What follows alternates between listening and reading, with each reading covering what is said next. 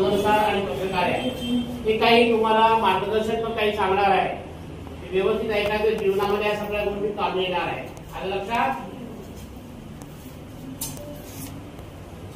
ज्ञान या ज्ञानाचे मंदिर हे सत्यशिवा सुंदर हे सुंदर अशा अन्नप्रसादेच्या गुरुजनांना वंदन करून तुम्हा बाल विद्यार्थ्यांना ज्ञानेश्वर मेटुलेचा मनापासून मनपूर्वक नमस्कार. मुलींनो, आजकाल बघा आमच्या 70पेक्षा 35ची पिढी हुशार आहे, 35 पेक्षाही 14, 15, 16ची पिढी हुशार आहे. पण भानगड काय झाले की जरा जास्तच हुशार आहे. ते चांगलं ते एक तर यांच्यापर्यंत पोहोचत नाही, पोहोचलं तरी ते डोक्यामध्ये घेत नाही. बघा संतांचे विचार, माणसाला जीवनामध्ये यशस्वी होण्यासाठी माणसाजवळ आत्मविश्वास हवा. आणि तो आत्मविश्वास मिळवण्यासाठी फक्त संतांचा आणि शिवरायांचा इतिहास ज्ञात हवा. जगावं कसं आम्हाला छत्रपती शिवरायांनी शिकवलं, मरावं कसं हे शंभूराजांनी शिकवलं, आणि वागावं कसं हे संत आणि समाज सुधारकांनी शिकवलं. आता आपल्याला कुठे शंभूराजासारखं करायचं? आपल्याला फक्त संतांच्या विचाराप्रमाणे माणूस जीवनामध्ये 2च प्रकारे मोठा होऊ शकतो. किती प्रकारे? एक शिकवण, दुसरे संरक्षण. शिकवण म्हणजे शिक्षण म्हणजे क्षणाला शिकायचं असतं. मग लहानपणी एक आजीनी गोष्ट सांगितली बघा, 2 लहान प्राण्यांची शर्यत लागते आणि त्यातमध्ये एक जण जिंकतो. कोण जिंकतो? चपळ कोण होता? ससा चपळ होता तरी कासव जिंकला. का जिंकला? याचं कारण तो थांबला नाही, डोकला नाही, त्याला आळस आला नाही. मग या लहानशा गोष्टीपासून आपण काय शिकायचं? जीवनाची शर्यत जिंकायची असेल तर आपण रोजच्या रोज अभ्यास, गृहपाठ, होमवर्क केला तरच आपण ही जीवनाची शर्यत जिंकतो. प्रत्येक धड्यामधून काहीतरी धडा घ्यायचा असतो, प्रत्येक कथेमधून काहीतरी बोध घ्यायचा असतो. प्रत्येक कथा, गोष्ट, प्रश्न काही फक्त उत्तर लिहून पास होण्यासाठी नसतात. त्यातलं काय ते आपल्याला जीवनात उपयोगी पडतं ते आपण घ्यायचं असतं. बघा, शिकून म्हणजे शिक्षण म्हणजे शून्यातून विश्व.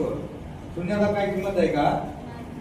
शून्यातून विश्व निर्माण करण्याचा मार्ग म्हणजे शिक्षण. शून्याच्या मागे 1, 2, 3, 4, 5, 6, 7, 8, 9 लावले तर मोठा अंक तयार होतो. आणि शिक्षण म्हणजे सुतावरून स्वर्ग. लोक मेल्यावर स्वर्गात जाण्याची इच्छा व्यक्त करतात, पण शिकला सवरलेला माणूस या पृथ्वी तलावर स्वर्ग निर्माण करू शकतो. इतकी ताकद या शिक्षणामध्ये आहे. आणि ही ताकद तुम्हाला कोण दिली? क्रांतिज्योती सावित्रीबाई फुले. त्यांच्यावर लोकांनी शेण फेकलं, परंतु त्यांना वाटतं आमच्या मुली शिकल्या पाहिजेत, शिकून सवरून शहाण्या बनल्या पाहिजेत, मग जे जग त्यांना फसवणार आहे. तुमची पिढी खरं तर फार हुशार आहे. मला सांगा, क्रांतिज्योती सावित्रीबाई फुले, अहिल्याबाई होळकर, जिजामाता यांचा आपला देश, आपल्या देशात गंगा, यमुना, सरस्वती, नर्मदा, कृष्णा, गोदावरी, लक्ष्मी, पार्वती, सरस्वती. आता मला सांगा, तुमच्यातल्या एखादीचं नाव सरस्वती आहे? विद्येच्या ठिकाणी तुम्ही शिकताय, नाव आपली पवित्र ठेवली पाहिजे. आता महात्मा ज्यांनी तुम्हाला शिक्षणाची गंगा उपलब्ध करून दिली त्या क्रांतिज्योती सावित्रीबाई फुले. कोणाचं नाव सावित्री आहे?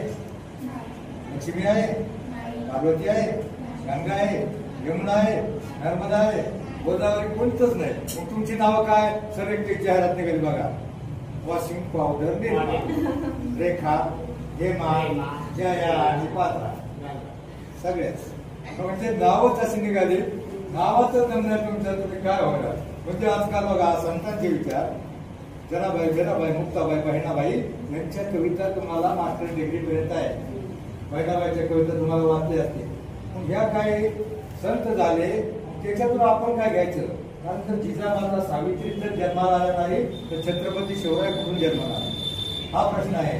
म्हणून जे पावित्र्य आहे, मागेले आहे, निर्मा जे आहे ते ज्या नावामध्ये आहे, त्या शब्दामध्ये आहे, ते फक्त संतांचे विचार आहे. आता मुक्ताबाई 9 वर्षाची मुक्ताई, 9 वर्षाच्या मुक्ताईमुळे अख्खा इतिहास बदलला संतांचा. ज्ञानदेव मुक्ताई 2 भावंड. किती भावंड होती? 4 भावंड. त्यांच्या आई वडिलांना देहांत प्राचित्य घ्यायला लावलं. देहांत प्राचित्य घेतल्यानंतर त्यांना पुरी धान्य पीठ वाढेना किंवा भिक्षा वाढेना, त्यांना वारीत टाकलं. पाणी पिऊन दे होणार. एकदा ते कुणालाही भिक्षा वाढल्यानंतर विसोबा खेचर नावाच्या कर्मठ ब्राह्मणानं त्याची भिक्षा उधळून दिली. ज्ञानदेवाला शेवटी तहान लागली. तहान लागल्यावर ते इंद्रायणीच्या पात्रामध्ये पाणी प्यायला उतरले. पाणी प्यायला उतरल्यानंतर विसोबा धावत आले आणि त्यांना लाथाडलं. म्हणजे अरे संन्यासाच्या कार्त्या इंद्रायणी पाठवतोस असं म्हणून त्यांना चिखलात पाडलं. ज्ञानदेव म्हणजे काका का मारलं? ते म्हणजे संन्यासाच्या कार्त्या इंद्रायणी पाठवतोस असं म्हणून त्यांना हाकलून दिलं. ज्ञानदेव धावतच गेले आणि धामसत जातच कुटीमध्ये शिरले. कुटीमध्ये शिरत असताना 9 वर्षाची चिमुरडी मुक्ताई तिनं बाहेरून पाहिलं. काय दादा धावत आलाय? आणि मग ती जवळ धावतच गेली आणि म्हणली दादा अरे ताटी उघड. परंतु ज्ञानदेव काहीच बोले ना. म्हणणार तिने फटीतून पाहिलं, कुटीच्या दरवाजाच्या फटीतून पाहिलं तर त्या ज्ञानदेवाची सगळी कपडे बदलून त्याला दादा तुझ्या कपड्याला चिकट काय झालं दादा बोल काय झालं सांग. म्हणल्यावर त्याने सांगितलं. पाठमोरा उभं राहून त्याने सांगितलं काही नाही का म्हणते इंद्रायणीच्या पात्रामध्ये पाणी प्यायला उतरलो. इंद्रायणीच्या पात्रामध्ये पाणी प्यायला उतरलो, पाय घसरून पडलो. आता तुमच्यात एखादी मुक्ताई असती तर तिने पटकन दार उघडलं असतं आणि म्हणली असती दादा चल दादा आपला सोपान देवा निवृत्ती काका सगळ्यांना बोलवलं असतं. चल म्हणले त्या विसोबाचं काळ करतो. तुमच्यातली एखादी मुक्ताई म्हणली असती पण ती आधी माझ्यासाठी चालकार होती, ज्ञानी होती, गुणी होती. ती म्हणली जाऊ दे ना दादा तुझे कपडे भरले दार उघड तिथे ती कपडे धुते. ती असं काय म्हणली नाही का चल विसोबाचं पाहू तुझी कपडे धुते. तरीही ज्ञानदेव दार उघडेना म्हटल्यावर मुक्ताई थोडासा आलाप करायला लागली. आलाप करताना तर मग म्हटला मुक्ताई तुझे आलाप करायला लागली.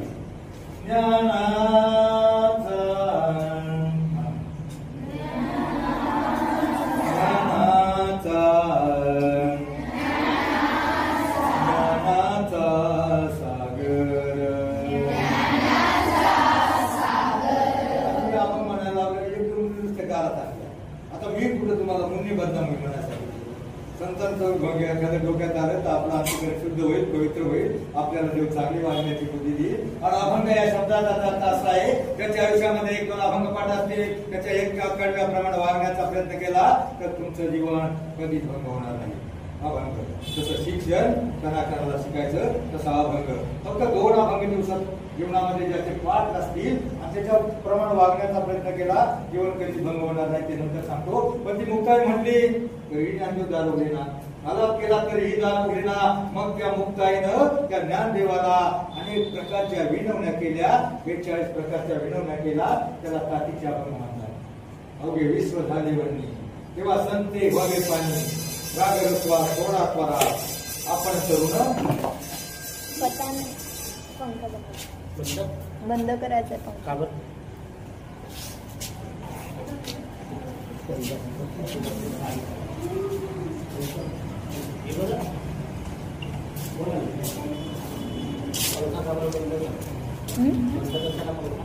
थंडी लागते.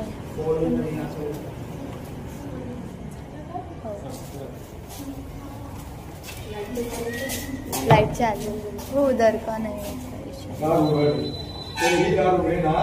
त्यावेळेला मुक्ताईने अनेक प्रकारचा आलाप केला. दादा दार उघड त्या जगाला ज्ञान देण्यासाठी जन्म. मला सांग दादा एखाद्यानं जर समुद्र एखाद्यामध्ये पाण्यात दगड टाकला तर काय होतं? थोडंसं लाटा उठतात, थोडंसं पाणी उठतं, लाटाचे तरंग उठतात आणि थोड्या वेळानं पाण्याचा पृष्ठभाग शांत होतो, तो समुद्र शांत होतो. तू तर ज्ञानाचा सागर आहे माझा भाऊ ज्ञानेश्वर, तू ज्ञानाचा सागर आहे. जगाला ज्ञान देण्यासाठी तुझा जन्म आहे. दार उघड. आणि मग तिला 42 प्रकारचे अभंग ऐकवले. अवघे विश्व झाले वरणी तेव्हा संते व्हावे पाणी रागरस्वा सोडा त्वरा आपण तर विश्व तारा ताटी उघडा ज्ञानेश्वरा. मुक्ताईचे 42 प्रकारच्या विनवण्या ज्ञानदेव कान देऊन ऐकत होता. अरे 9 वर्षाची चिमुरडी मुक्ती तिने मला केवढं मोठं तत्व ज्ञान सांगितलंय. आपलं नाव तर ज्ञानेश्वर, जगाला ज्ञान देण्यासाठी माझा जन्म. त्यानं फटकन दरवाजा उघडला आणि मुक्ताईला मिठीत घेतलं. वयाच्या 13व्या वर्षी त्यांनी ज्ञानेश्वरी लिहायला सुरुवात केली. वयाच्या 16व्या वर्षी पूर्ण केली. ती फक्त त्या मुक्ताईच्या प्रोत्साहन देण्यामुळे. आता तुम्ही सगळ्या मुक्ताई आहात, तुम्ही सगळ्या मुली मुक्ताई आहात. तुमच्या घरामध्ये ज्ञानदेव असतील आहेत ना भाऊ? आणि ते भाऊ काय तुमचे कोंडून घेणार नाहीत आतमध्ये. तुमचे भाऊ काय आतमध्ये स्वतःला कोंडून घेणार नाही. तुमचे भाऊ कुठेतरी बाहेर भटकत असतील, आपल्या मित्राबरोबर तापा मारतील आणि उशिरा 10-11 वाजता फिरून आतमध्ये येतील आणि ते मुक्ते दार उघड, मुक्ते दार उघड. त्यावेळेला तुम्ही पटकन दार उघडायचं आणि त्याला सांगायचं, हळू सांगायचं. त्यावेळेला तुमच्या आईवडील झोपलेले असतील, कुठेतरी काम धंदा करून थकून झोपलेले असतील. तुमच्या भावांना सांगायचं, भाऊ रे आपले आई वडील दिवसभर कष्ट करतात आणि तो असा इकडे तिकडे फिरत बसतो, टाइमपास करतो. आपल्याला शिकवण्यासाठी ते कष्ट करतात, कुठेतरी अभ्यास करायचा सोडून तू काबड कष्ट करत असतो. तुम्ही तुमच्या भावाला हे सांगायचं असतील तर, आणि बाहेर भटकत असतील तर, भटकतात ना, उशिरा येतात ना, येतात कोणाकोणाचे. बरं जाऊ द्या, तुम्ही सगळ्या बहिणी आहात, तुम्ही सगळ्या मुक्ताई आहात, तुमचे भाऊ ज्ञानदेव आहेत, किंवा तुम्ही बहीण भावाच्या पवित्र नात्याचे 2 सण असतात. कोणते कोणते असतात 2 सण? रक्षाबंधन आणि भाऊबीज. त्यावेळेला तुम्ही तुमच्या भावाला ओवाळणी करता, ओवाळता ताट घेता, ओवाळता कुंकू लावता. त्यावेळेला तुमचा भाऊ तुमच्या ताटामध्ये काहीतरी ओवाळा टाकतो, एखादा पेन देतो, गिफ्ट देतो, पुस्तक देतो किंवा ड्रेस देतो, एखादा 100 रुपये टाकतो असतो ना.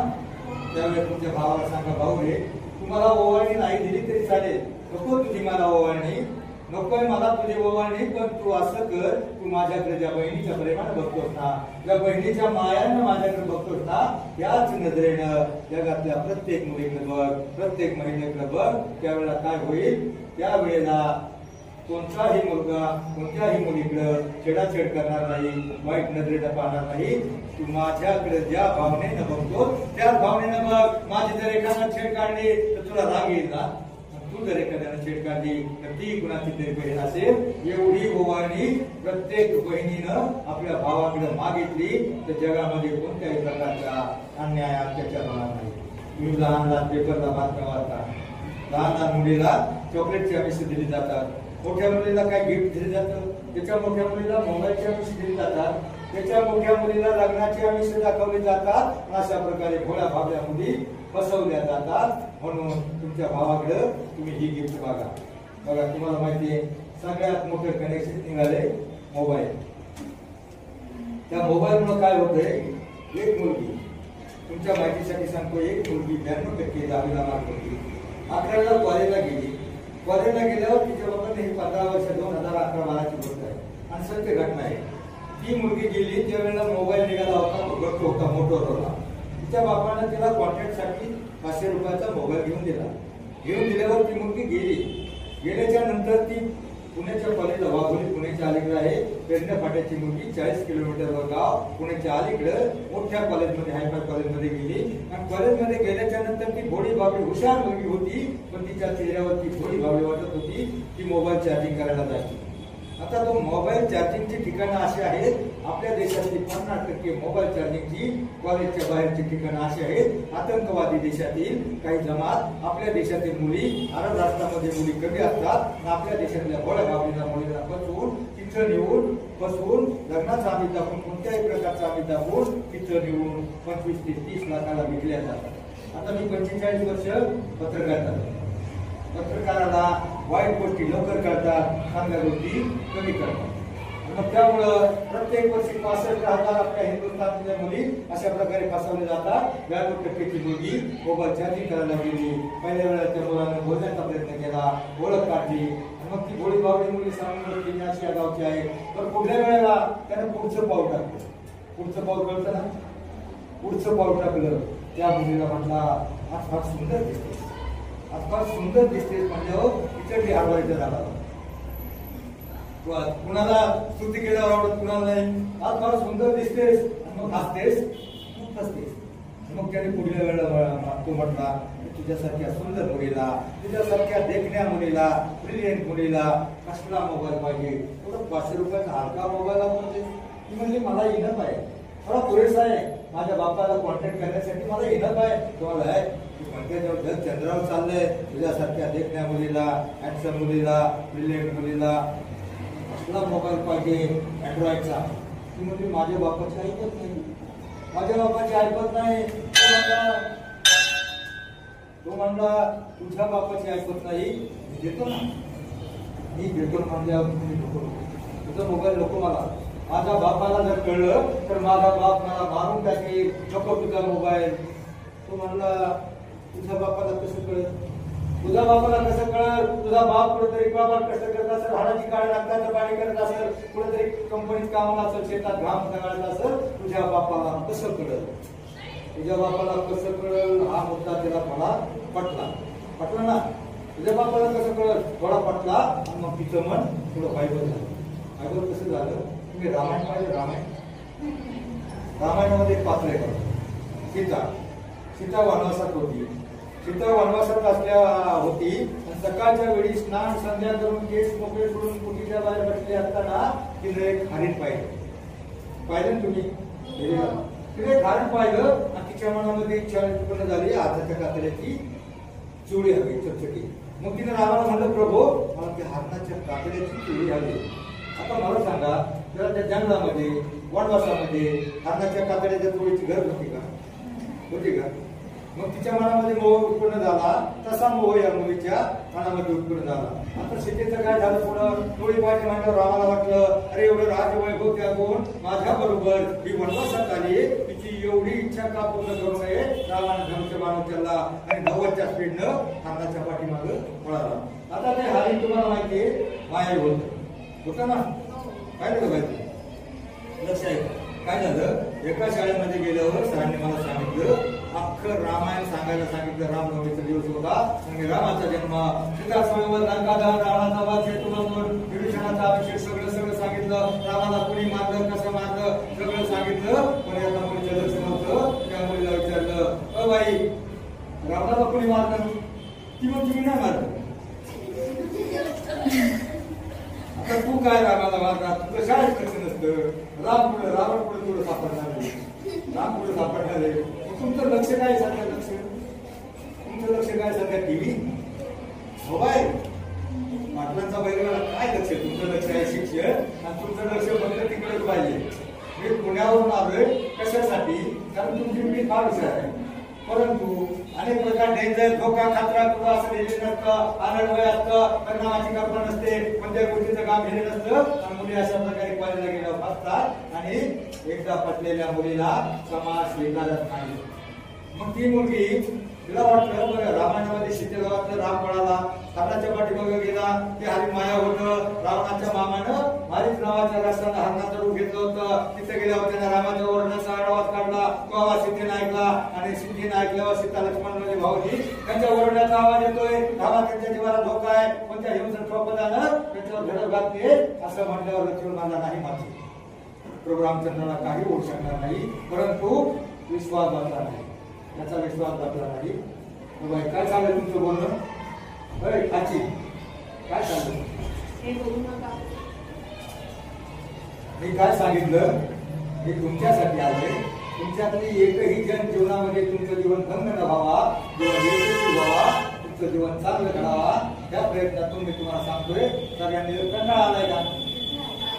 कंटाळा सांगा. कारण तुमचे काय ही मुलगी काय तिच्याशी बोलत होती, काय बोलायचं होतं, जरा काय प्रायव्हेट आहे का? जरा बाहेर जाऊ बोलून या. मला समजत नाही का नाही बोलायचं म्हणून? मग मी सांगतो, तुमचं बोलणं संपलं तर सांगतो. आवाज काढल्यावर सीता म्हणली, भावाची धावा, लक्ष्मणाला नाही मात्रे, प्रभू रामचंद्राला काय होऊ शकणार नाही. परंतु सीता म्हणली, मला असं वाटतं का त्यांचं तिकडे काहीतरी बरं वाईट व्हावं आणि मी तुमच्या लक्ष्मणाला बस मागे जातो. कारण धनुष्य बाण उचलला, जायला निघाला. परंतु जाता जाता त्याच्या लक्षात आलं सीतेच्या संरक्षणाची जबाबदारी त्याच्यावर आहे. त्याने जाता जाता त्या कुटीच्या बाहेर एक रेषा आखली आणि सीताबाईला सांगितलं ही रेषा ओलांडू नको. रेषा आखल्यावर तो आपला धनुष्य बाण उचलला आणि तोही त्या हरणाच्या पाठलागावर गेला, रामाचा शोध घेण्यासाठी गेला. मुलींनो, ती रेषा आखली. त्या रेषेचं नाव काय? काय काय मला ऐकू येत नाही. काय? लक्ष्मण रेखा ही प्रत्येक मुलीच्या जीवनामध्ये असते. लक्ष्मण रेषा प्रत्येक मुलीच्या जीवनामध्ये असते आणि ती ओलांडायची नसते. ओलांडली तर जीवनाचं रामायण बिघडतं आणि वेगळंच महाभारत बिघडतं. मग ती त्यावेळेला तो लक्ष्मणही गेला. त्याच वेळेला रावणानं घेतलं आणि रावणानं गोसाव्याचं रूप घेतलं आणि राम उभा राहिला. रेषेचे सामर्थ्य त्याला माहित होतं. राम उभा राहिला आणि मोठ्यानं हाडी दिली.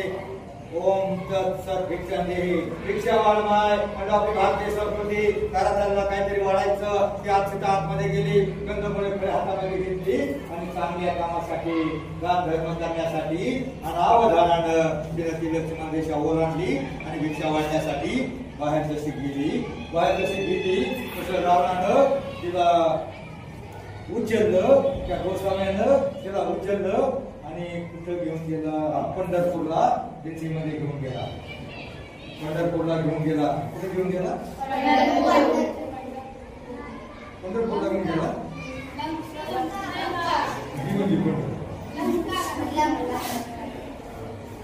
लंकेमध्ये अशोकवनामध्ये नेऊन ठेवले मुलींनो तुमच्या माहितीसाठी सांगतो त्यावेळेला चोख घेऊ शकणारा उड्डाण घेऊ शकणारा हनुमान उपलब्ध होता आजकालच्या जमान्यामध्ये तुम्हाला जर कोणी लंकेमध्ये पळवलं तर कोणताही हनुमान उपलब्ध नाही आणि आजकालचा राम पडला यावं लागेल तो म्हणत याला लय शायनिंगची चर्चा केली लागत होते जाऊ द्या गीता गेली गीता मिळेल म्हणून रामायणापासून काय शिकायचं लक्ष्मण रेषा ओलांडायची पुढलं रामायण जाऊ द्या ज्या मुलींना शिकेप्रमाणे मोह झाला आणि ती म्हणली नको नको मला भीती वाटते आणि मग तो म्हणला कशाची भीती वाटते तो म्हणला मला भीती वाटते त्याच्याबरोबर एकट्या पुण्याला यायचं मोबाईल घ्यायला म्हणल्यावर मला भीती वाटते मग त्यानं तो प्रेमच डायलॉग आणला एक डायलॉग सगळ्यांना माहिती म्हणला तो म्हणला भीती कशाची सोनू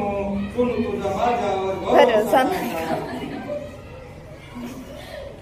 सोनूचा बिलकुल भरोसा नव्हता सोनूचा भरोसा नव्हताच पण तिच्या मनामध्ये मोह उत्पन्न झाला होता का मोबाईल मिळतोय फुकटचा तर घेऊया मग ती त्याच्याबरोबर गेली आपल्या पाठ सांगतो पुण्याला गेली 20,000 रुपयाच्या पोराने गेले बरोबर 20,000 मध्ये 18,000चा मोबाईल घेतला बाई किती उरले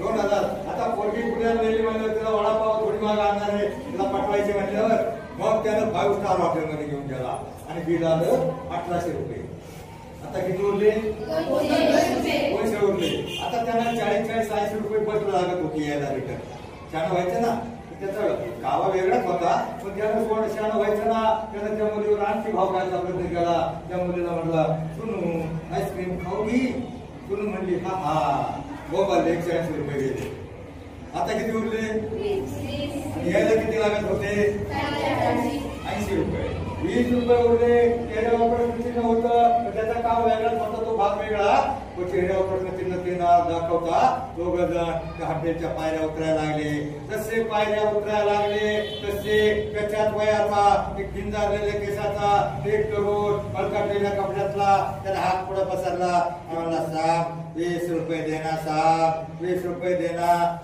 20 रुपये का क्या करेगा तो म्हणला कुछ नहीं साहब मोबाइल को रिचार्ज करना है गर्लफ्रेंड को फोन करना है त्यावेळेस तो फिर म्हणला आपल्या सोनूला देख सोनू देख लैला भिकारीने भी गर्लफ्रेंड बनाया तेव्हा तो भिकारी म्हटला वैसा नहीं गर्लफ्रेंड ने भिकारी बनाया टोटल पिढी त्या मोबाईलच्या नादामध्ये भिकारी होत चालली एका घरामध्ये 4-4 8-8 मोबाईल आहे एका मोबाईलचं कमीत कमी 350-200-250 बिल आहे एका घरामध्ये 1000-2000 बिल आम्ही भरतो आम्हाला काहीच वाटत नाही 1000 रुपये लाईटीचं बिल आलं आमचा बाप लाईटीच्या ऑफिसमध्ये जातो आणि म्हणतो साहेब 2च बल्ब पाहिजे एवढं कसं पण एवढं मोबाईलचे पैसे भरताना आम्हाला काहीच वाटत नाही फक्त 7 लोक श्रीमंत होत चालले आणि सगळे 99.99% लोक गरीब होत चालले ती 7 लोक कोणती श्रीमंत झाले Adani Reliance Tata Vodafone Airtel idea काय आयडिया काढली त्यांनी एक वायर घेऊन दिली आणि मग जिओ माता सरळ सगळे लोकांना लुटायला लागले पण आम्हाला त्याचं गांभीर्य नाही मोबाईलचा वापर चांगला करा गैरवापर नको आता मी तुम्हाला काय सांगत होतो त्या मुलाला 20 रुपये मागतोय म्हणल्यावर त्याला वाटलं आपल्या गर्लफ्रेंड सोबत अपमान कशाला त्यानं 20 रुपये उरले होते मोठी नोट काढली अशी फडकवली उधार करण्याचा अवतार म्हणून त्याच्या हातामध्ये ठेवली आणि तो भिकारी बाजूला गेला त्या मुलीला म्हणला सोनूला म्हणला सोनू तू इथं थांब मी जरा बाहेर जाऊन येतो. आणि मग तो गेला, सोडून पायऱ्याजवळ थांबली, तो गेट जवळ गेला आणि गेटवर गेल्यावर त्याने फोन काढला. फोन लावला, हॅलो हेलो, इस साथ बोल रहा हूँ, मुर्गी लाया हूँ, मेरा 5 लाख रुपये रेडी रखना. त्याच वेळेला मुर्गी लाया हूँ म्हणजे मुर्गी म्हणजे कोंबडी नाही का, मुर्गी लाया हूँ, मेरा 5 लाख रुपये रेडी रखना. त्याच वेळेला त्या मुलीच्या सुदैवानं त्या गावचा पोलीस पाटील, तिच्या गावचा पेरणी फाट्याचा पोलीस पाटील गेटवरून आतमध्ये एंट्री करत होता.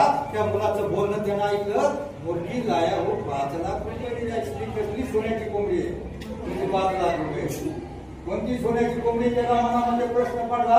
पण तो प्रश्न घोळत त्या प्रश्न त्याला कळला नाही. कसली मुलगी, घोळत त्याच्याबरोबर कॉन्ट्रॅक्टर होता, त्याच्याशी बोलत तो हॉटेलच्या पायरीजवळ गेला. हॉटेलच्या पायरीजवळ जसा गेला त्यानं ती मुलगी पाहिली, गरीबाची मुलगी 5 स्टार हॉटेलच्या बाहेर काय करते. त्यानं तिला विचारलं, बेटा तू इथं कसे आहेस, तू इथं कशी. माझ्या मुलगी गडबडली, घाबरली, गांगरली, इकडे तिकडे पाहिलं. आणि मग तिनं जे खरं ते त्या मुलाकडे हात केला. त्याच्या बरोबर आले मोबाईल घ्या, त्याच्या बरोबर आले म्हणजे पाटलाच्या डोक्यामध्ये करंट पेटला.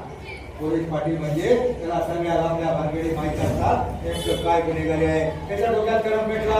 अरे म्हणतो आता जो पोरगा म्हणत होता ना, तो मुलगी म्हणजे मुलगी. आणि मग त्या पोराचं तिने पोट केलं, तिचा हात पकडला आणि त्याच्याकडे घेऊन पाटील घरात पावलं टाकत त्या मुलाकडे जायला निघाला. आणि त्या मुलानं पाहिलं, अरे 2 माणसांनी पोटी हाताला धरून हा माणूस येतोय, रागात येतोय, काय भानगड. त्या मुलाने हेरलं आणि त्यानं ते धूम ठोकली. 2012ची गोष्ट आहे.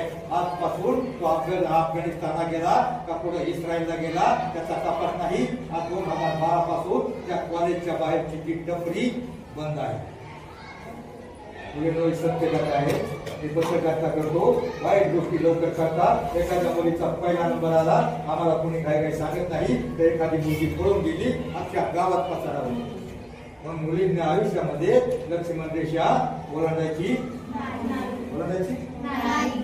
लक्ष्मण रेषा म्हणजे काय बाई, कळतं तुला, तू बारीक घ्या, कळतं ना. प्रत्येक मुलीच्या जीवनामध्ये लक्ष्मण रेषा आखून दिलेली असते, ती ओलांडायची नसते. काय झालं, मॅडम एक पिक्चर फेमस झाला आणि त्या पिक्चर फेमस झाल्यावर त्या पिक्चरची गाणी पोरींनी ऐकली आणि पोरी उड्या मारायला लागल्या, छान आलं काळजामध्ये. काय झालं ती, काय सायराट झालं. आता मला सांगा, तो पिक्चर बघितल्यावर, तो पिक्चर रिलीज झाल्यावर त्या पिक्चर मध्ये त्या दिग्दर्शकाला चांगला संदेश द्यायचा होता. जातीपाती, उच्च नीच, भेदभाव, गरीब श्रीमंत ही दरी कमी करण्यासाठी आणि युवा राष्ट्रासाठी व्हायला पाहिजे हा संदेश द्यायचा होता. परंतु काय झालं, त्या दिग्दर्शकानं काय केलं, त्या दिग्दर्शकानं, संगीतकारानं आणि ते गीतकारानं अशी गाणी लिहिली, असं संगीत वाजवलं आणि पोरींनी ती स्टोरी ऐकलीच नाही, फक्त गाणी ऐकली आणि लागल्या उड्या मारायला. 145 पोरी करमाळा भागातल्या तो पिक्चर रिलीज झाल्याच्या नंतर पळून गेला. ऑन रेकॉर्ड 8 दिवस मी त्या वेळेला त्याची झाल्यावर, ती घटना झाल्यावर पेपरला आलं. 8 दिवस मी करमाळामध्ये मुक्काम करून होतो आणि मी पाहिलं 8 दिवसात, या 8 दिवसामध्ये त्यातल्या अर्ध्या पोरी रिटर्न आल्या. अर्ध परत आलं आणि 15 दिवसामध्ये 145 पैकी 144 पोरी परत आल्या. सगळी पात्र परत आली आणि एक मुलगी पुण्याच्या आळंदीच्या इंद्राणीच्या पात्रामध्ये तरंगताना तिचा मृत्यू झाला. मला सांगा किती भयानक आहे. त्या मुलींनी काय पाहिलं, पिक्चर पाहिला आणि पिक्चर मध्ये ती स्टोरी पाहिली आणि स्टोरी मध्ये काय आहे ते मराठीत सांगू का इंग्लिश मध्ये सांगू. एवढी घाईवाली होती ती मुलगी, मराठीत सांगू का इंग्लिश मध्ये सांगू. मला सांगा, ती पळून गेली, बापाचे पैसे बरेच बँक मध्ये भरून पळून गेली. पळून गेल्यावर गाडीत बसली, ती गाडी रिटर्न आली. पाहिली तुम्ही पिक्चर पाहिली ना, पाहिली का नाही. सायराटचा पिक्चर बघितला, तुम्ही नाही बघितला, तुम्ही नाही बघितला सायराट पिक्चर नाही बघितला. अरे वा, विचारे तुम्ही नक्की जनाबाई करा, मोठे माणूस होता. सायराट मध्ये बघा, त्या दिग्दर्शकाला चांगला संदेश द्यायचा होता, परंतु त्याची स्टोरी अशी घडली. कारण ती पोरगी पैसे घेऊन आली, परत बसमध्ये बसली, त्याच गावाला बसाली आणि मग मुसामध्ये पळाली. त्याला पकडलं, पोलीस स्टेशनला नेलं. हे सगळं तुम्हाला माहिती आहे. पोलीस स्टेशनला नेल्यावर ते केल्यावर गेल्यावर त्याला आतमध्ये काढलं, तिने काढ पाडली आणि त्याला बाहेर काढलं. बाहेर काढल्यावर त्याला गाडीत गेले आणि मग ही त्याच्या पाठलागाव गेली. त्याला मारताना तिने त्या पोलिसाचं पिस्तूल हिसकावून घेतलं, 40 बार काढला, लय प्रयत्न केले, अगदी महाराणी बनली, तारा राणी बनली आणि त्याला सोडवलं आणि निघून गेली. एवढं प्रयत्न करून गेली. आणि मला सांगा, तिकडे गेल्यावर ती मुलगी किती वेळा एकटाच. दुसऱ्या दिवसापासून सुरू झालं, तुला भीट कळत नाही का?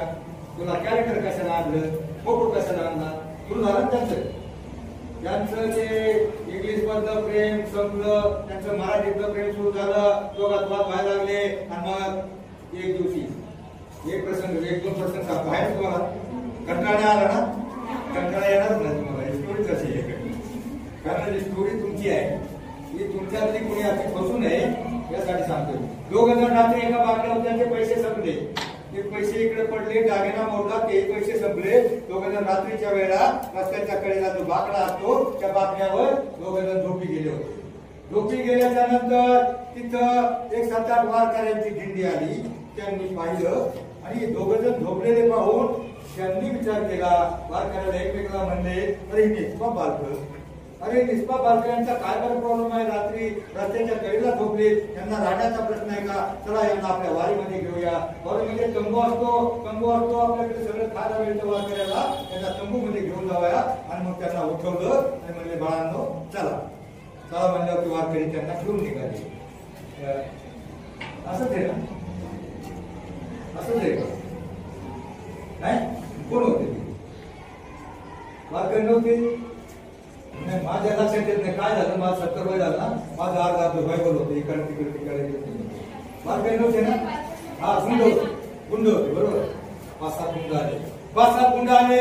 2 गुंडांनी त्या परशाला एका बाजूला डांबून ठेवलं आणि दुसरे 2-4 गुंड त्या आजीच्या दोन्ही हाताला धरून एका कोपऱ्यामध्ये नेऊन शाल, श्रीफळ, पुष्पगुच्छ देऊन तिचा बहुसन्मान करणार होते. सन्मान करणार होते.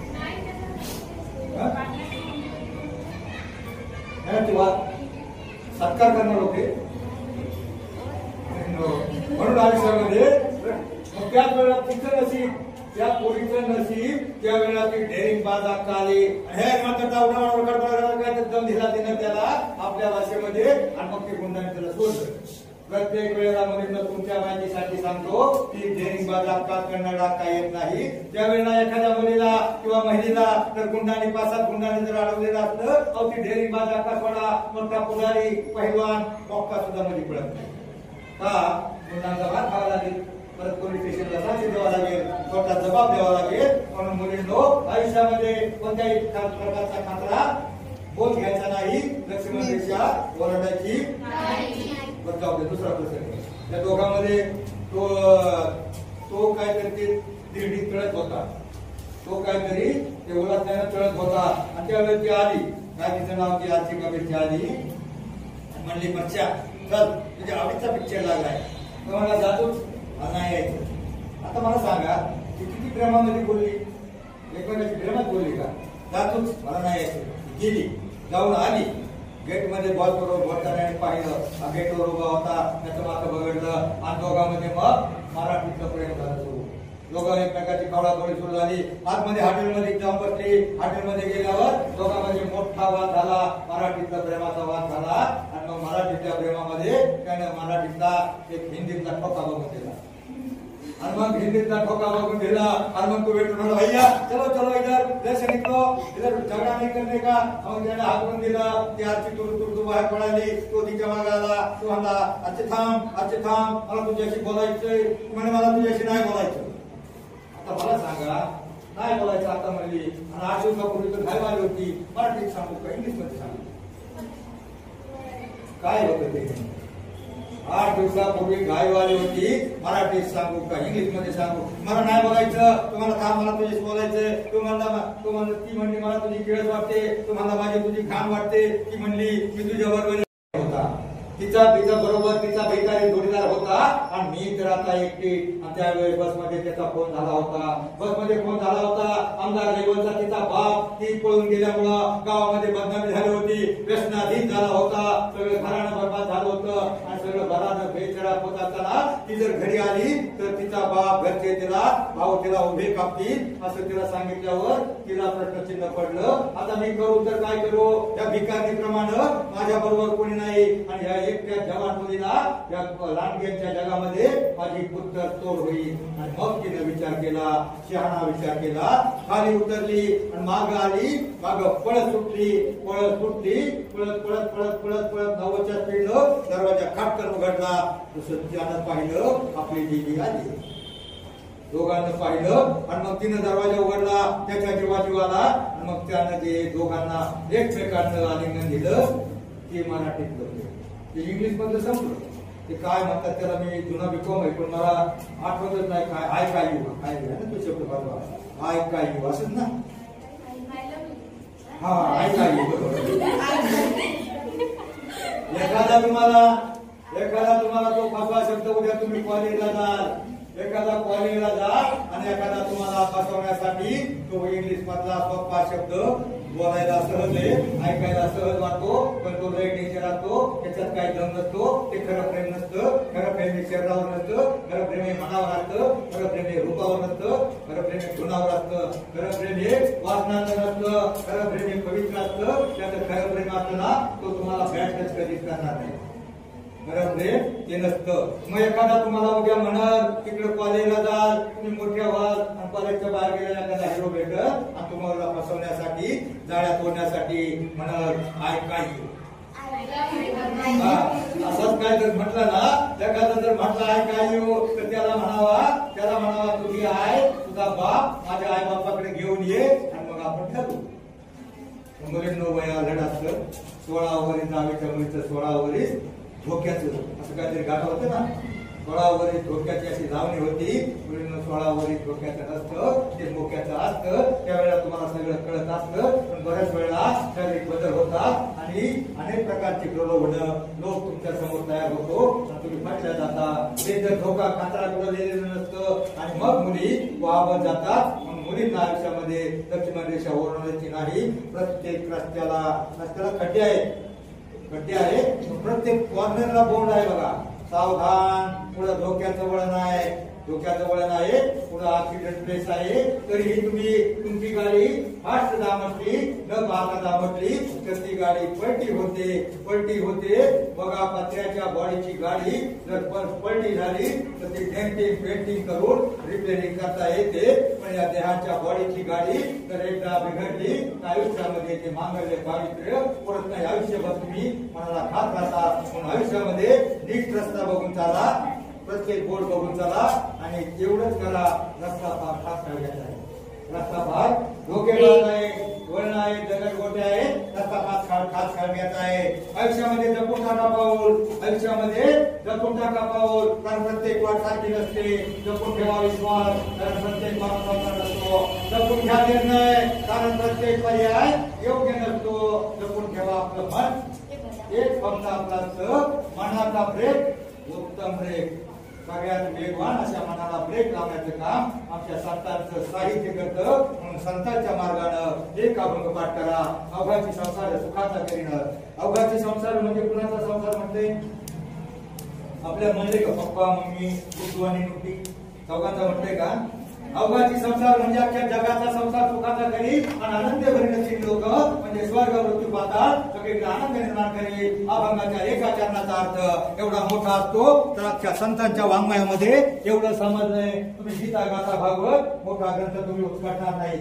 तुम्ही मोठा ग्रंथ उत्कटणार सुद्धा नाही. पण हा 30 नंबरचा अभंग आहे हरिपाठामध्ये. अवघाची संसार सुखाचा करीनं, जगाचा संसार नाही कळला, स्वतःचा संसार सुखाचा करायचा आहे. एवढं जरी कळलं तरी फार झालं. आयुष्यामध्ये 2 अभंग पाठ करा, तुमचं जीवन कधीच भंग होणार नाही. एक हा अभंग अवघाची संसार आणि दुसरा सावता महाराजांचा अभंग होता. सावता महाराज नाव ऐकले का? सावता माळी, कांदा मळा भाजी अभंग ऐकला. कांदा मुळा भाजी अवघी मिठाई माझी लसूण मिरची कोथिंबिरी अवघा झाला माझा हरी मोठ नाणा विहीर दोरी अवघी व्यापिली पंढरी सावता मने केला मला विठ्ठल पायी गोळ लागला सावता महाराजांचं गाव पंढरपूर जवळ 25 किलोमीटर सावता महाराज कधी पंढरपूरला गेले नाही आपल्या शेतामध्ये मोठ चालू करायचे पाणी द्यायचे कांदा मुळा भाजी पिकवायचे आणि ते काम करता करता तोंडानं विठ्ठलाचे नाव घ्यायचे नामस्मरण करायचे विठ्ठल विठ्ठल म्हणायचे आणि त्यामुळे त्यांना विठ्ठल स्वतः भेटायला आला आणि सावता महाराजांचा तो अभंग कांदा मुळा भाजी सावता महाराजांनी आपला देव कशामध्ये पाहिला आपल्या कामामध्ये पाहिला मला सांगा तुमचा देव सध्या कशामध्ये आहे अभ्यास टीव्ही मध्ये टीव्हीत पाठ नका करू काय मालिका असतात टीव्हीच्या माझ्या नवऱ्याची बाई बघायची का आपल्याला नका बघू मालिका या मालिका बघू नका कारण काय होतं त्या या बाईनं त्या बाईची घोडी कशी करायची आणि तिनं घोडी कशी करायची त्याच्या पलीकडे काहीच नसतं टीव्हीच्या ऐवजी तुम्ही घरात आई वडिलांची काम करायला मदत करा सगळा स्वयंपाक करायला शिका शेतकऱ्याची मुलं असाल तर शेतात काम करायला शिका पण टीव्ही पासून दूर राहा मोबाईलचा गैरवापर टाळा मोबाईल सगळ्यात मोठं प्रलोभन आहे त्याच्यापासून दूर राहा आणि म्हणून माझी तुम्हाला शेवटी जाता जाता एवढीच विनंती संतांचे अभंग 700 वर्षानंतरही प्रत्येक गावात काकडा भजन गायले जातात डीजेचं गाणं शांताबाई बाबूराव दुसऱ्या वर्षी दिसत नाही म्हणून संतांचे 2 अभंग पाठ करा तुमच्या तोंडामध्ये एखादा अभंग वाचण्यासाठी थोडा माग म्हणाल पाहिजे मीराबाई नाव ऐकले मीराबाई ऐकली हा मीराबाई बघा तर ज्या 2 ओळी म्हणताना तुम्ही फक्त ध्यान देऊन ऐका नीट म्हणा त्याचा अर्थ काय तुम्हाला सांगा त्याच्यातून तुम्हाला काय घ्यायचे बघा जैसी लागी लगन मेरा हो गई मगन वो तो हरी हरी हरी हरी गुण गाने लगी काय अर्थ होतो याचा अर्थ काय होतो जैसी लागी लगन जैसी लागी लगन म्हणजे मीराबाईला श्रीकृष्णाच्या भक्तीची एवढी गोडी एवढी आवड निर्माण झाली होती तशी गोडी जर तुम्हाला अभ्यासाची निर्माण झाली आणि मेरा हो गई मगन म्हणजे मीराबाई श्रीकृष्णाच्या भक्तीमध्ये एवढी लीन मग्न झाली होती तसं जर तुम्ही अभ्यासामध्ये मग्न झाला तर जगातली कोणतीही शक्ती तुम्हाला मोठं होण्यापासून रोखू शकत नाही असं होणार आहे का एखादा चीनचा सैनिक येईल पाकिस्तानचा आतंकवादी आणि म्हणाले बाळे घालू का गोळ्या म्हणणार आहे का लय अभ्यास करून कॅप्टन होऊ नको पायलट होऊ नको शेर्पात्री प्रमाणे किंवा ती कोण अंतराळात कोण गेली काय नाव तिचं लय अभ्यास करून कॅप्टन होऊ नको असं म्हणणार आहे का कलेक्टर होऊ नको एखादा फक्त तुमचे आमचे शत्रू आहे आळस कंटाळा यांना बाहेर काढा आणि तुमचे जाणे दुश्मन मोबाईल टीव्ही डीजे त्याच्यापासून दूर राहा फक्त चांगला मित्र जोडा चांगली संगत करा चांगलं वागा बघ जाता जाता एवढंच सांगतो एक अजून माझं म्हणाल का झुणनुक टाळ वाजवी पाटामधलं पाणी पाखरा संग गातो विठ्ठलाराणी विठ्ठल नामाची शाळा भरली विठ्ठल विठ्ठल जय हरी विठ्ठल टाळ्या वाजव मोठ्याने विठ्ठल मला शास्त्रीय कारण सांगतो कारण काय अलीकडे बघा 30 वर्षाच्या माणसाला अटॅक येतो काय येतो त्याची रक्तवाहिनी एखादी ब्लॉक झाली तर 30 वर्षाचा माणूस मरतो का मरतो तर त्याचं फुफ्फुस हृदय आणि त्या रक्तवाहिन्या प्रवाहित असतात आणि मग त्याचं कारण सांगतो तुम्हाला नंतर विठ्ठल विठ्ठल जय हरी विठ्ठल विठ्ठल विठ्ठल विठ्ठल विठ्ठल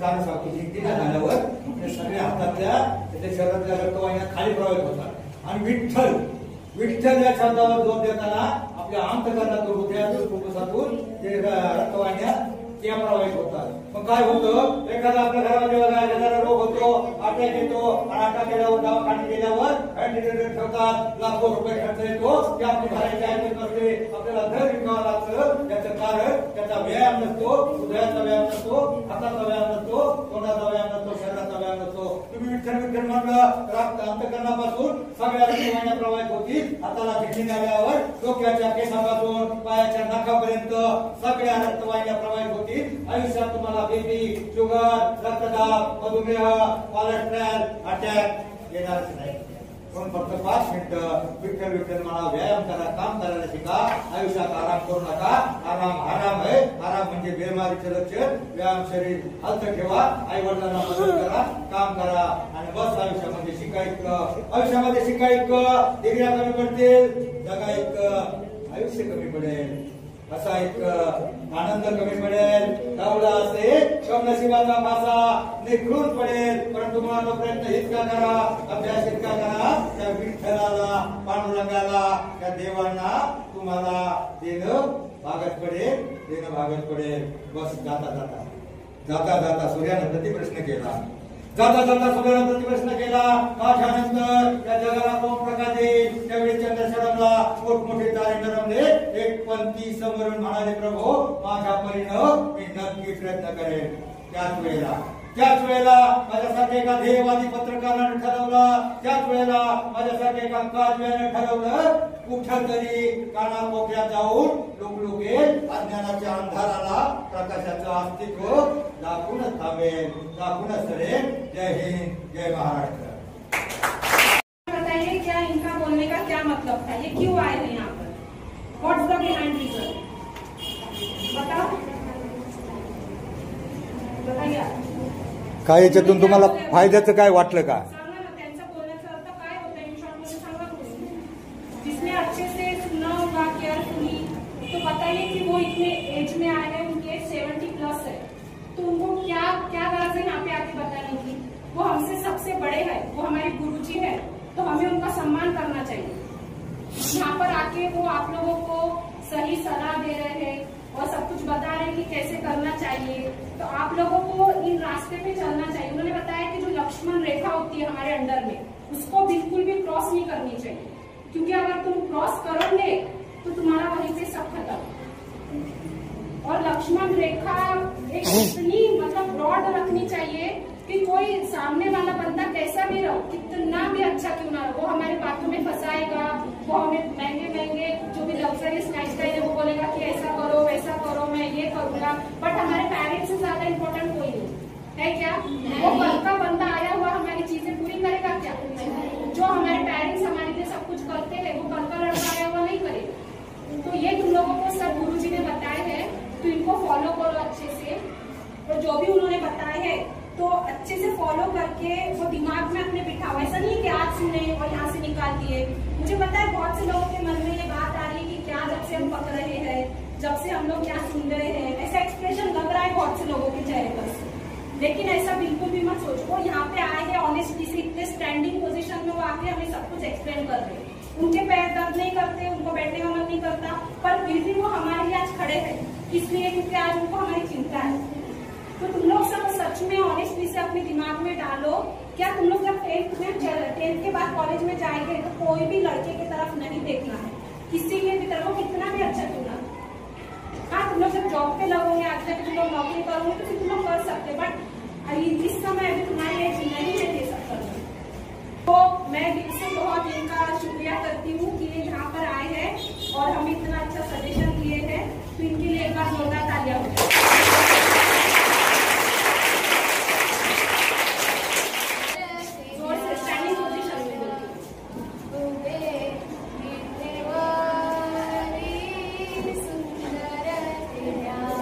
म्हणा सगळे. सुंदर तेजान ओझे विठेवरी, सुंदर तेजान. पुढे